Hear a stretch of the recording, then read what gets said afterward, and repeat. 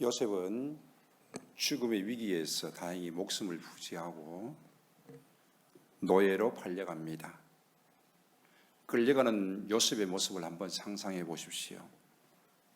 두 손이 묶인 채, 아니 두 발이 묶인 채 먼 거리를 걸어가야 했을 것입니다. 이제부터 그는 더 이상 사랑받는 아들이 아닙니다. 채소의 것도 없습니다. 그는 이제 아들이 아니라 노예입니다. 이제부터는 눈치 없으면 살아남기 힘든 노예 생활이 시작되어집니다. 한쪽 구석에서 얼마나 많은 눈물을 흘리며 가슴을 쥐어 뜯어야만 했겠습니까? 미국의 노예 제도를 잘 알고 있습니다. 노예를 해방시키기 위해서 남과 북이 전쟁을 합니다. 1862년에서 1865년까지 미국은 흑인 노예 제도를 두고 남과 북이 전쟁을 했습니다. 수많은 사람들이 죽어갔습니다. 결국 북쪽이 승리하였고 1888년 노예 제도는 폐지가 됩니다. 흑인들만 노예로 있었던 것을 알고 있지만은 백인들도 노예로 있었습니다. 16세기에서 19세기는 유럽의 국가들이 흑인 노예 무역이 성황했다라면은 7세기에서 8세기 정도는 이슬람이 기독교와 전쟁을 하게 되어지고 여기에서 백인들이 노예가 되어집니다. 잡혀온 백인들은 이슬람으로 개종을 하거나 아니면 돈을 주면 풀어주기도 했습니다. 개종을 이유로 거꾸로 매달아서 발바닥이 벗겨질 정도로 매질을 당하기도 하고 쇠막대기에 불이 달구어서 치지기도 하고 여러 사람들이 들여다가 바닥에 패대기 치기도 하는 고문을 받아야만 했습니다. 소설 돈키호테의 저자 미겔 세르반테스도 1575년에 해적들에게 잡혀서 5년 동안 노예 생활을 했습니다. 로빈슨 크루소 소설책에서 로빈슨 크루소도 역시 해적에게 잡혀서 노예 생활한 것으로 기록되어져 있습니다. 돈 되는 백인 노예를 화이트 골드라고 불렀습니다. 우리나라에도 노예 제도가 있었습니다. 조선시대에는 양반이 10명이면 중인이 10명, 상인이 10명, 그리고 나머지 50은 노비였습니다. 반이 노비였던 것이죠. 이러한 가운데 조선시대의 정조 이사는 노비들을 해방시키려고 개혁을 추진하게 되어집니다. 화성행궁을 지을 때도 노비들에게 똑같은 품삯을 줍니다.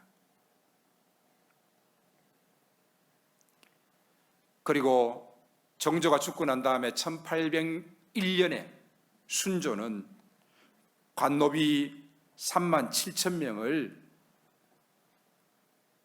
해방시켜 줍니다.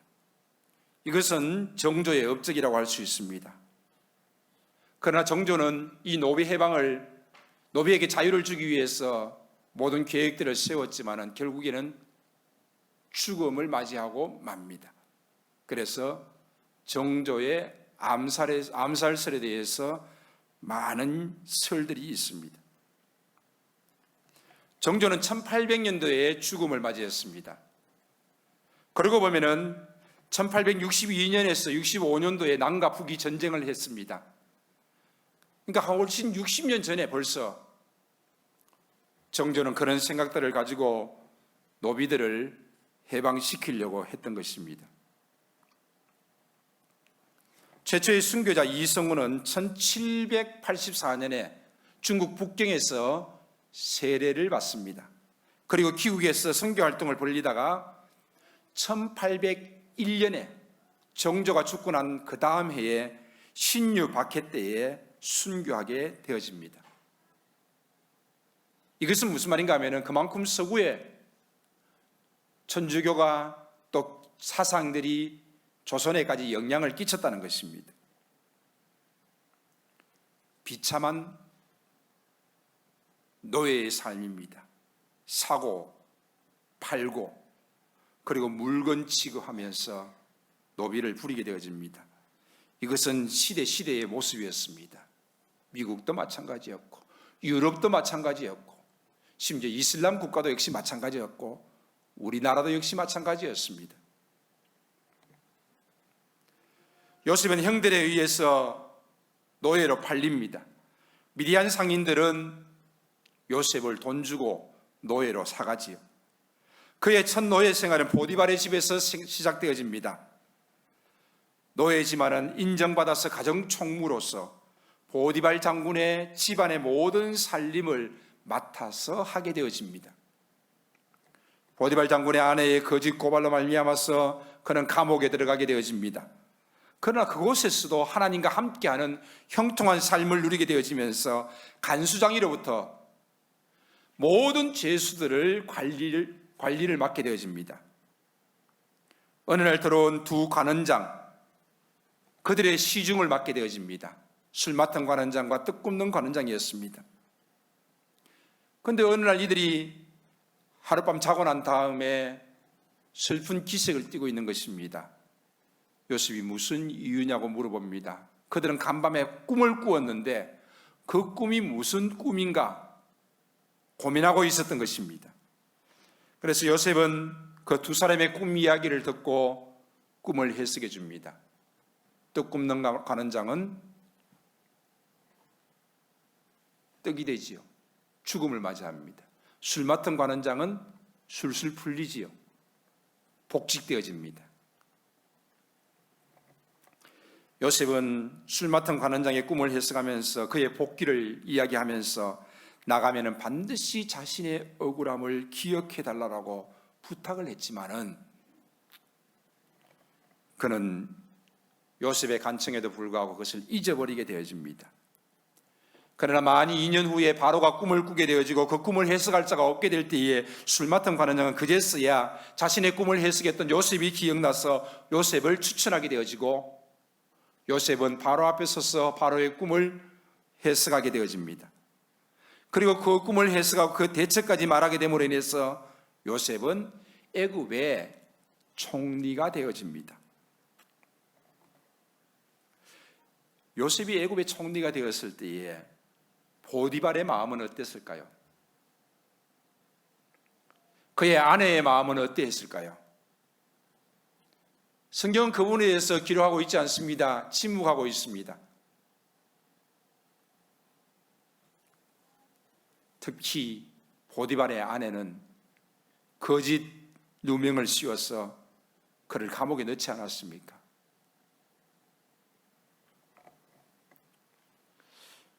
꿈을 해석한 대로 애굽에는 7년 풍년이 주어집니다. 풍년 후에 7년 흉년이 다가올 것을 준비하게 되어집니다.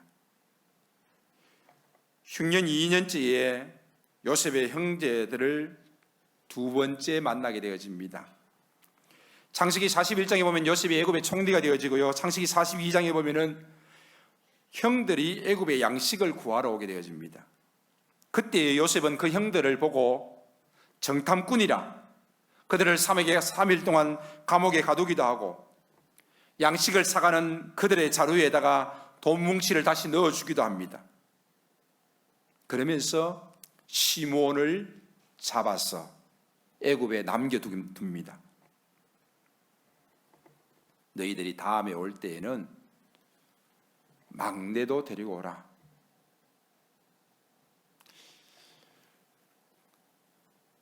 그들은 양식을 사가지고 갔습니다. 그 양식은 얼마 있지 않아서 또 다 떨어졌습니다. 이제 다시 애굽에 양식을 사러 가야 되는데 갈 때에는 막내를 데려가야 합니다. 그러나 아버지 야곱을 설득할 수가 없습니다. 내가 요셉도 잃었고 시므온도 잃었는데 이제 사랑하는 막내를 어찌 잃을 수 있겠냐는 것입니다. 그러나 견디다 못해서 그들은 결국 양식을 사러 가게 되어지는데 막내 베냐민을 데리고 가게 되어집니다. 형들은 애굽에 양식을 사러 왔습니다. 이때까지도 요셉은 자신의 정체를 밝히지 않습니다. 그런데 왜 요셉은 자신의 정체를 밝히는 것입니까? 왜 밝혔지요? 지금까지 요셉은 애굽의 총리로서 자신을 드러내지 않았습니다. 형들은 애굽의 총리가 요셉일 것이라는 생각을 전혀 하지를 못했습니다. 애굽이라는 나라의 총리가 노예 중에 하나가 되었다는 이야기는 들을 수 있었지만 애굽의 총리 앞에서 고개조차 들 수 없고 그 총리가 바로 요셉이라는 사실을 알 수가 없었습니다. 그렇게 그들은 애굽에서 양식을 사가지고 돌아가게 되어집니다. 그러나 이게 웬일입니까? 요셉이 보는 군사들이 뒤쫓아옵니다. 너희들이 총리의 은잔을 훔쳐갔다. 아니, 우리가 어떻게 총리의 은잔을 훔쳐갑니까? 요셉이 베냐민의 자루에다가 은잔을 넣은 거지요.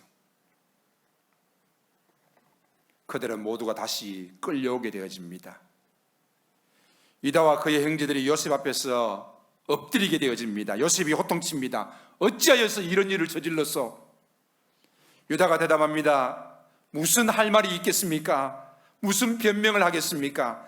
우리 모두가 주인의 종이 되겠습니다. 그렇게까지 할 것 없어. 이 잔을 가지고 간 사람, 그가 나의 종이 되고 나머지들은 평안히 가시오. 즉 베냐민만 남겨두겠다는 것입니다. 이때 유다가 가까이 가서 간청합니다. 감히 드리는 말씀을 노여워하지 마시고 용서하소서. 늙은 아버지가 있는데 늙음하게 얻은 아들이 있습니다.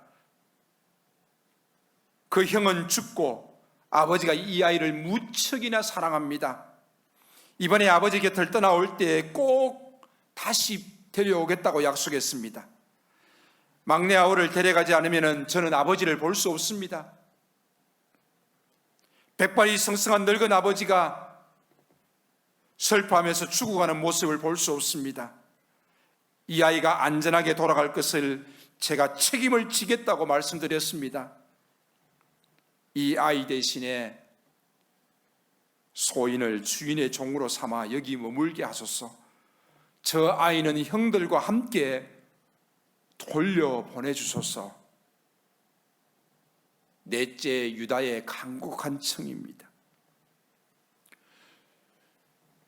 유다의 말을 들은 요셉은 그 북받치는 감정을 억제하지 못합니다. 다 나가라고 합니다. 소리를 칩니다. 그리고 그는 통곡을 하기 시작합니다. 지금까지 참아왔던 울음이 터진 것입니다. 왜입니까? 그리고 왜 자신의 정체를 밝히는 것입니까? 형 유다의 모습이 요셉의 마음을 움직이게 한 것입니다. 자신을 노예로 팔아버린 형들이 자신의 동생 베냐민을 어떻게 했을까? 자신을 이렇게 미워하고 죽이려고 하고 노예로 팔았던 형들이 동생 베냐민을 어떻게 했을까? 그러나 그 동생 베냐민이 잘 있습니다. 형들의 모습을 보면서, 동생을 위하는 형들의 모습을 보고, 아버지를 생각하는 형들의 모습을 보면서 요셉은 그 감정이 폭발하고 말았던 것입니다. 형들의 모습이 그를 위로하게 했던 것입니다. 자신을 죽이려고 노예로 팔아버린 형들이 아닙니까? 아버지의 사랑받는 동생 베냐민을 가만둘 리가 없다라고 생각했을 것입니다. 형들이 미워하거나 구박하거나 또 나처럼 죽이거나 노예로 팔아버리지는 않았을까 걱정이 됩니다. 그러나 베냐민을 만나게 되어지고 형들을 만나게 되어지고 형 유다의 이야기를 듣게 되면서 지난날에 염려하고 걱정했던 모습이 아니었습니다.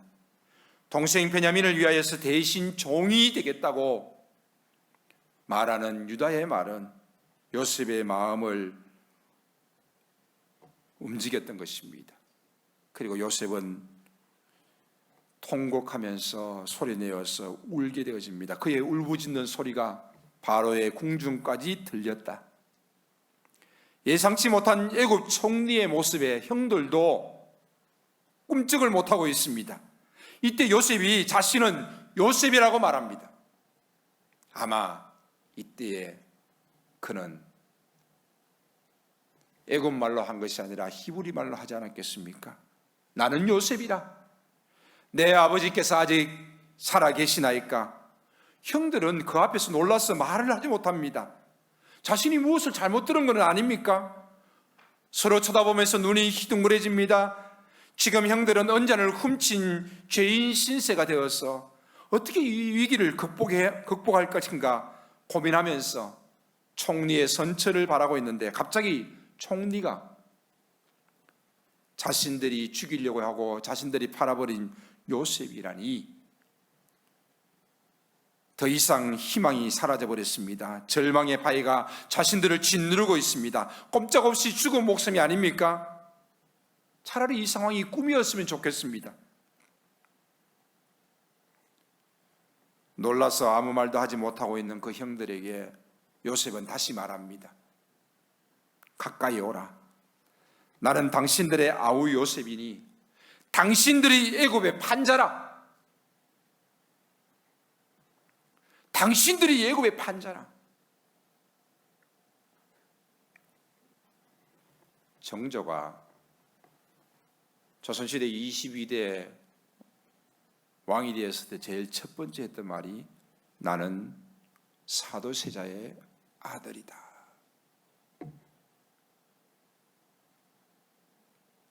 그 말은 어떻게 보면은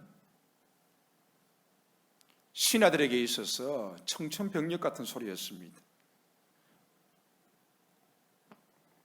그러나 정조는 그들에게 복수하지 않았습니다.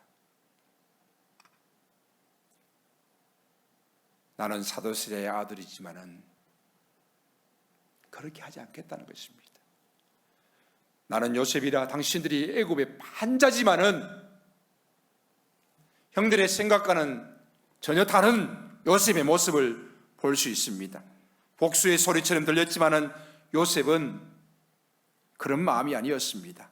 형들은 심장 소리가 요동하고 오그라드는 것 같습니다. 이런 상황 속에서 침착할 수 있는 사람이 어디 있겠습니까? 이때 요셉이 다시 말합니다. 근심하지 마소서. 한탄하지 마소서.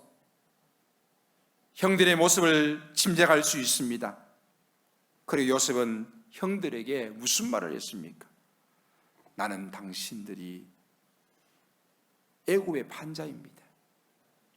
나를 팔았다고 한탄하지 마시고 근심하지 마소서. 그러면서 계속 이렇게 말합니다. 하나님이 생명을 구원하시려고 나를 당신들보다 먼저 이곳에 보냈습니다. 하나님이 큰 구원으로 당신들의 생명을 보존하고 당신들의 후손을 세상에 두시려고 나를 당신들보다 먼저 보냈습니다. 나를 이리로 보낸 이는 당신들이 아니요 하나님이십니다. 하나님이 나를 애굽의 통치자로 세우셨습니다. 요셉은 복수하겠다는 것이 아닙니다. 형들에게 이 모든 일을 하신 분은 하나님이라고 말합니다. 당신들이 팔았지만은 근심하지 말고 한탄하지도 마소서. 하나님이 이곳에 나를 보냈었고 하나님께서 큰 구원으로 또 우리의 후손을 세상에 두시려고 나를 당신들보다 먼저 이곳에 보냈습니다. 나를 이리로 보내신 이는 당신이 아니라 하나님이십니다. 그리고 그 하나님께서 나를 애굽의 통치자로 세우셨습니다. 요셉은 하나님을 이야기하고 있습니다.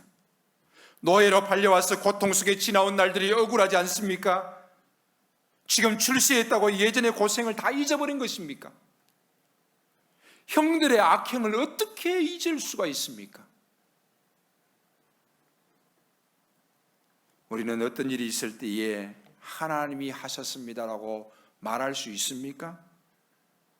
내가 그렇게 생각하는 것이 때로는 주변 사람들의 은혜를 잊어버리는 꼴이 아닙니까? 보디발이 돌봐주지 않았습니까? 간수장이가 요셉을 돌봐주지 않았습니까? 늦었지만 술 맡은 관원장이 애굽 바로왕의 꿈을 해석할 수 있도록 추천하지 않았습니까?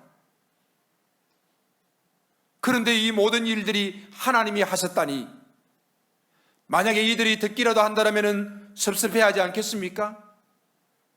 이들의 공로를 인정하지 않는 것 아닙니까? 도리어 보디발에게 복수하고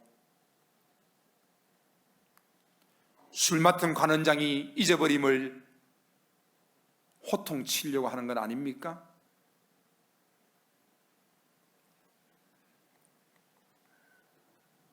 요셉은 노예로 팔려왔지만은 노예 생활 가운데서도 또 누명을 쓰고 감옥에서 살아갈 때에도 또 애굽의 총리가 되어서 애굽의 총리 생활을 할 때에도 그는 여전히 믿음의 사람이었습니다. 요셉은 하나님을 두려워하고 믿음을 앞세우고 살아가는 자입니다. 자신의 지나온 시간들이 하나님이 움직이신 결과라는 사실을 너무나도 잘 알고 있는 사람입니다.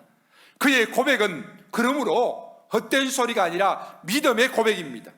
하나님이 생명을 구원하시려고 당신들보다 나를 먼저 이곳에 보내셨습니다. 하나님이 큰 구원으로 당신들의 생명을 보존하고 하나님이 당신들의 후손을 세상에 두시려고 하나님이 나를 당신들보다 이곳에 먼저 보냈었습니다.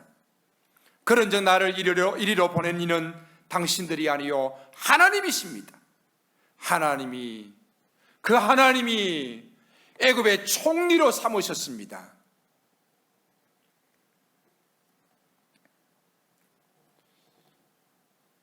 출세하고 성공하면서 사람들은 대부분 자신의 힘과 자신의 능력이라고 생각합니다.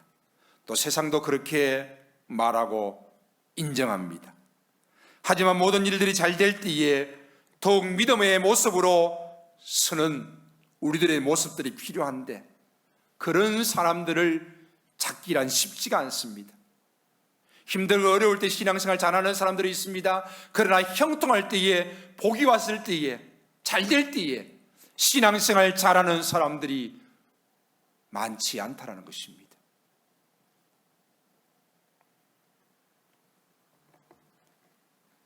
그렇게 주변 사람들과 관계가 좋다가도 로또를 만나면 모든 것을 다 버려두고 그곳을 떠나는 사람들이 있습니다.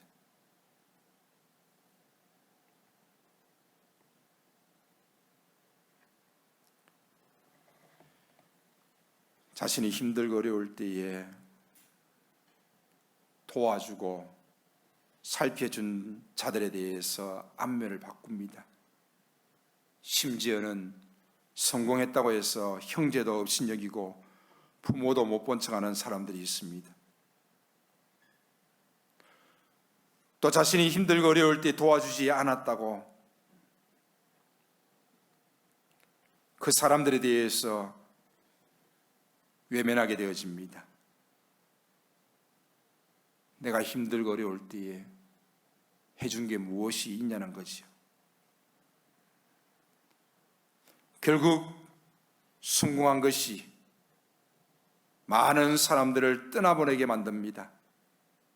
혼자서 이룬 결과라고 과연 말할 수 있습니까?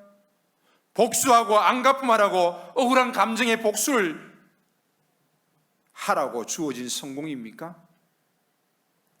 하나님이 주신 결과라는 사실을 요셉은 믿음으로 고백했습니다. 나름 성공했다고 하면서 믿음에서 떠나게 되어지고 주변 사람들을 떠나게 되어지고 잃어버리게 되어지고 심지어는 부모 형제조차 외면하는 그런 세상의 모습들을 우리는 많이 볼 수 있습니다. 나의 성공이 소중한 사람을 잃어버리게 해서는 안 될 것입니다. 나의 성공이 하나님을 잃어버리게 해서는 더더욱 안 될 것입니다. 나의 성공이 믿음을 떠나게 해서는 안 될 것입니다. 이것은 성공도 아니고 복도 아닙니다. 요셉을 잘 보십시오. 형제들로 인하여서 억울하고 모진 세월을 살아왔지만은 하나님을 놓치지 않고 살아왔기에 노예로 있을 때나 감옥에 있을 때나 총리로 있을 때나 한결같이 하나님과 함께하는 믿음의 모습을 가질 수 있었습니다. 이것이 신앙 아닙니까? 변함없이 성실한 것이 가장 신앙이 좋은 사람이라고 제가 늘 말하지 않습니까? 어떤 상황이 주어져서 기분이 상했습니까? 마음이 상했습니까? 그래서 나는 믿음으로 행동하지 않습니까? 그 상황 때문에 내가 믿음이 없습니까? 그 사람 때문에 내가 믿음이 없습니까? 아니지 않습니까? 사람이나 환경으로 인해서 내 믿음이 흔들리는 것이 아니라 나는 오직 하나님을 바라보면서 노예 가운데서도 감옥 가운데서도 총리 가운데서도 하나님과 함께하는 그런 믿음의 사람이 되어야 하지 않겠습니까? 요셉은 형들 앞에 자신의 정체를 드러내고 그 형들에게 말합니다. 가셔서 아버지와 온 가족을 다 데리고 이곳에 오십시오. 제가 돌보겠습니다. 그러면서 하는 말이 흉년이 지금 2년째인데 아직까지 흉년이 5년이나 남았습니다. 요셉은 왜 이 말을 했을까요? 아버지께로 가십시오. 그리고 오십시오. 꼭 오십시오. 아직까지 흉년이 5년이나 남았습니다. 제가 돌보겠습니다. 형들은 아버지께로 갔다가 다시 요셉에게로 가는 것이 굉장히 두렵습니다. 타연히 요셉에게서 벗어났는데 다시 애국으로 간다라면은 그들의 생명을 보장할 수 없습니다. 그러나 요셉의 말은 흉년이 아직까지 5년 남았다는 것은 아직까지 힘들고 어려운 시기가 너무 많이 남아있으니 당신들은 꼭 아버지를 모시고 이곳에 다시 오십시오. 제가 돌보겠습니다.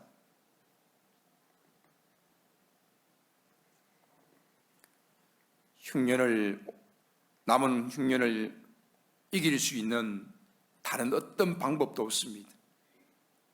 애굽의 도움이 아니면 안 됩니다. 요셉의 도움이 아니면 안 됩니다. 그 요셉이 지금 돕겠다는 것입니다. 총리로서 공경에 처한 아버지와 형제들을 보살피는 모습을 한번 생각해 보십시오. 이 이야기를 들은 바로 왕과 궁중에 있는 많은 신하들 또 애굽 사람들은 요셉의 이런 모습을 보면서 어떻게 생각했겠습니까? 그들은 아마도 요셉이 노예로 있다가 감옥에 있다가 애굽의 총리가 된 사실을 너무나 잘 알고 있습니다. 그런데 자신을 노예로 팔아버린 그 형들을 지금 돌보겠다는 것입니다. 많은 애굽 사람들에게 큰 감동을 불러다 주었을 것입니다. 이것이 바로 하나님과 함께하며 형통한 자, 믿음 있는 요셉의 모습이 아니겠습니까? 그들은 요셉의 이런 모습에 감동을 받으면서 요셉을 칭송할 뿐만 아니라 하나님에 대해서 그들은 다시 한 번 더 생각하게 될 것입니다. 억울한 감정이나 지나온 세월에 붙들려 사는 것이 아니라 나에게 주신 은혜는 나를 살리고 너도 살리고 모두가 함께 살 수 있는 그런 은혜가 되어야 되지 않겠습니까? 그런 큰 믿음의 사람이 되어야 하지 않겠습니까? 하나님이 하셨기 때문입니다. 하나님이 주셨기 때문입니다. 그러기에 하나님의 이름으로 하나님의 사랑을 나타내면서 나누고 베풀 수 있어야 되는 것입니다. 오늘 이 밤이라도 하나님께서 우리를 부르시면 우리는 아무것도 거머쥘 수 없습니다. 다 남겨놓고 가야 될 인생입니다. 하나님이 주셨습니다. 하나님이 하셨습니다. 그러므로 하나님을 위하여서 모든 일들을 이루어 나가고 또한 하나님의 이름으로 많은 사람들에게 사랑을 베풀면서 나아갈 수 있어야 할 줄로 믿습니다. 여러분에게 주신 것이 건강입니까? 하나님을 위해서 사용하십시오. 썩어질 몸뚱아리, 세상의 쾌락을 위해서 살아가는 것이 아니라 하나님의 일을 위하여서 헌신하십시오.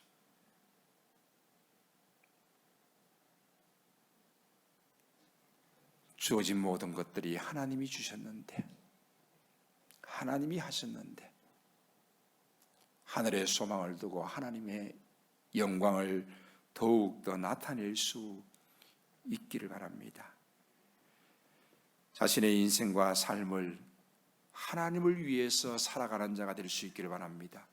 하나님을 위하여서 살아갈 수 있는 믿음의 모습들이 될 수 있기를 바랍니다. 이것이 요셉의 모습이었고, 이 요셉, 그 수많은 아픔과 고통을 겪었던 그 요셉이 믿음의 모습으로 서는 모습을 우리에게 보여주고 있습니다. 이와 같은 아름다운 모습이 여러분 가운데 있으시기를 주의 이름으로 축원합니다. 아멘. 살아계신 하나님 아버지, 고맙습니다. 오늘도 호흡할 수 있고 오늘도 하나님 앞에 나와서 예배할 수 있음에 감사를 드립니다. 모든 것 하나님이 주셨고 하나님이 하셨기에 하나님의 영광을 위하여서, 하나님의 일을 위하여서 하나님, 내가 사용되어지기를 원합니다. 주여 영광을 받으시옵소서. 예수님의 이름으로 기도하옵나이다. 아멘. 주 예수 그리스도의 은혜와 하나님 아버지의 무한하신 사랑하심과 성령 하나님의 함께 하시고 형통케 하시는 역사가 오늘도 하나님의 말씀 앞에 서며 하나님이 하셨습니다. 하나님이 주셨습니다. 믿음으로 고백하며 나아가는 주의 사랑하는 모든 권속들 가운데 또 가정과 교회와 D6 사역 위에 이제로부터 영원토록 함께 있을지어다. 아멘.